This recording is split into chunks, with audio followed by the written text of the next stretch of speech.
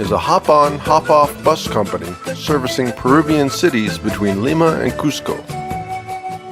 We hopped between 7 cities and towns over 9 days, passing through ocean, desert, and mountains along the way, starting in the capital city of Lima. This modern city was founded by the Spanish in 1535, but the Quechua people lived here over 2,000 years ago. Huacachina was built first as a temple,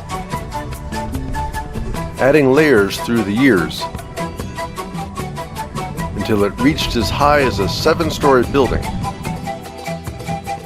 In its later years, until the Spanish conquest, it served as a cemetery. The next day, a shuttle van picked us up at our hotel and transferred us to a Peru Hop bus.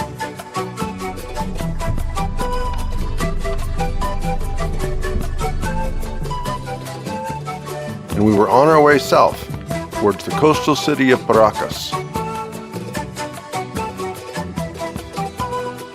We paid Peru Hop a fixed price based on how many stops we wanted, and it was up to us how long we wanted to spend in each place. And unlimited schedule changes can be made with a 24-hour notice. Our first stop was south of Lima for a quick breakfast, not included but reasonably priced. The next stop was the Hacienda San Jose Hotel, a converted 17th century Spanish plantation house. The guided tour was included in our Peru Hop ticket, and most legs have something included. The plantation grew sugarcane, worked by African slaves, 1,000 at the hacienda's 18th century peak. An extensive tunnel system was dug beneath the house, mostly for storage cellars. But disobedient or lazy slaves were dragged, shackled and chained, deep into the labyrinth, kept in crowded, pitch black, with minimum bread and water, for days until their masters deemed they were punished enough.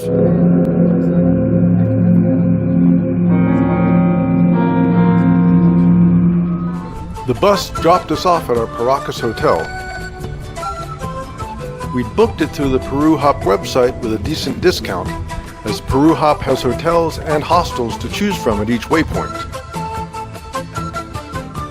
We had an early morning the next day, so we grabbed a quick dinner from one of the many restaurants,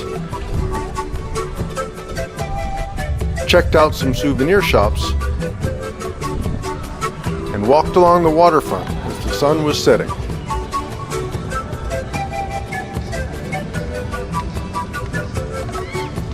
Next morning's breakfast spread was included in the price of the hotel, and we walked across the street to take another tour. This one was extra, also booked through the Peru Hop website for $15 each.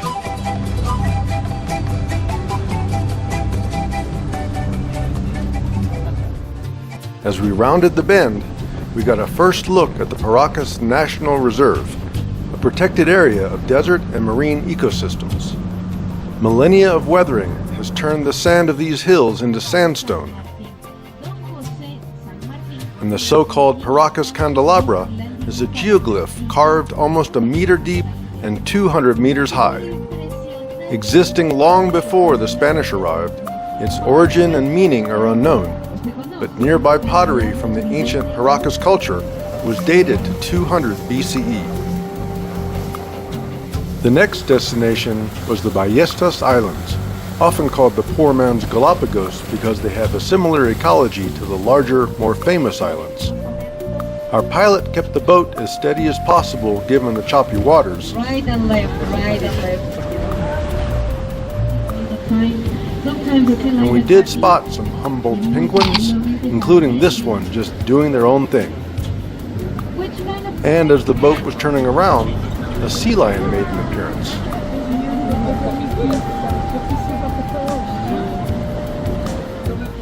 The next cluster of islets had more Humboldt penguins,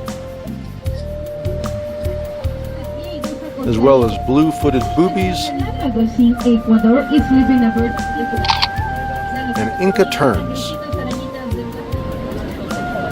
On the way back to port, we passed a dive boat, and I noticed a platform in the distance. Our guide said it was used for natural gas export, piped over 400 kilometers away from the Camisea gas field in the Peruvian Amazon. And some buoys in the bay were playground equipment for some more sea lions.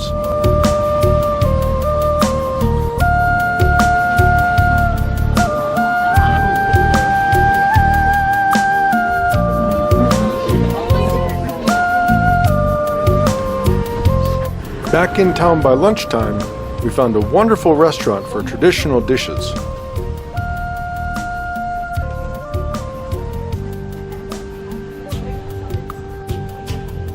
We had another night at the hotel, so we visited an indigenous handicraft market, the Quechua name meaning beautiful dawn, and the colors and patterns were indeed beautiful.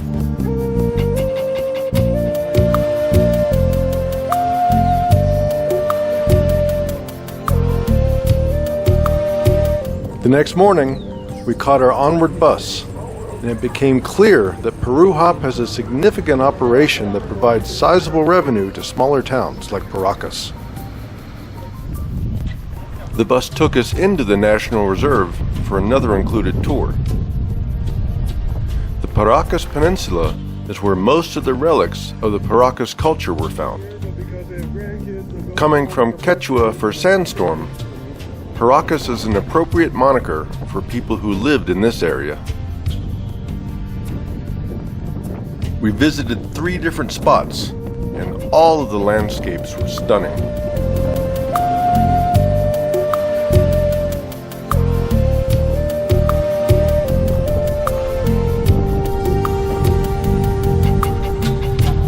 The desert seemed to go on forever, and in reality, it goes on for over 2,000 kilometers.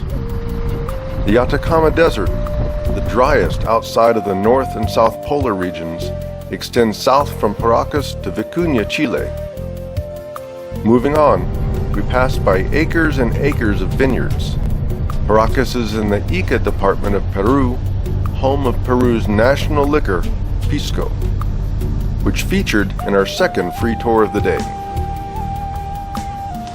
We sampled 3 kinds of Pisco and bought a bottle.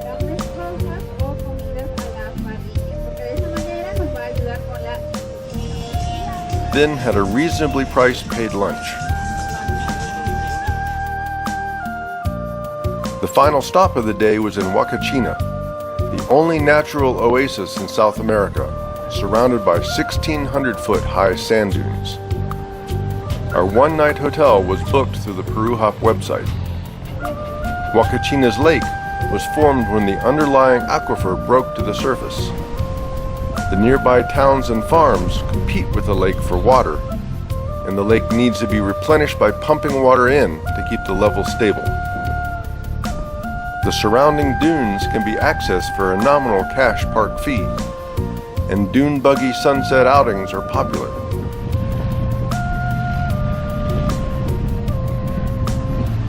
A more physical but peaceful sunset option is to climb up and watch from the ridge. And, if so inclined, you can board down. I love climbing, but this is not an easy climb. And after reaching about 1,100 feet above the lake, discretion became the better part of valor, but the views were still spectacular.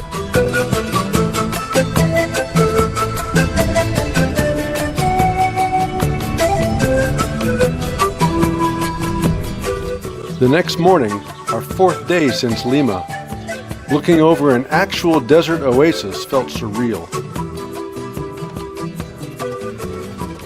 After a stroll around the lake, we decided to rent a paddle boat and see things from the water.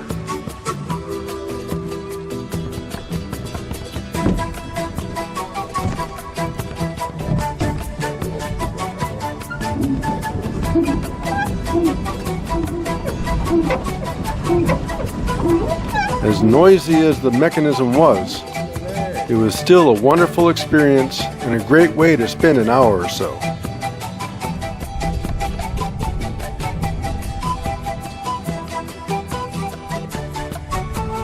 Moving on from Huacachina, the terrain became more mountainous.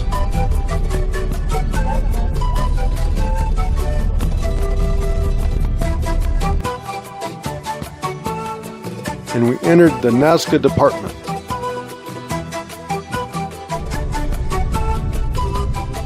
Stopping at a viewpoint for the famous Nazca lines. The Nazca culture succeeded and learned from the Paracas culture. Thousands of glyphs of all shapes and sizes have been identified, most only visible from the air.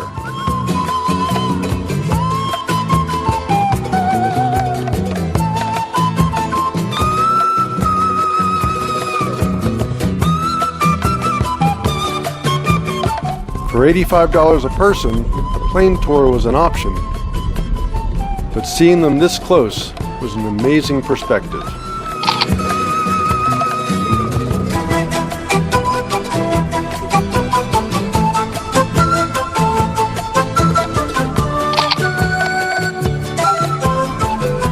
Making a pit stop in the town of Nazca to pick up some dinner. We settled in for the next leg of our journey, an overnight bus to Arequipa.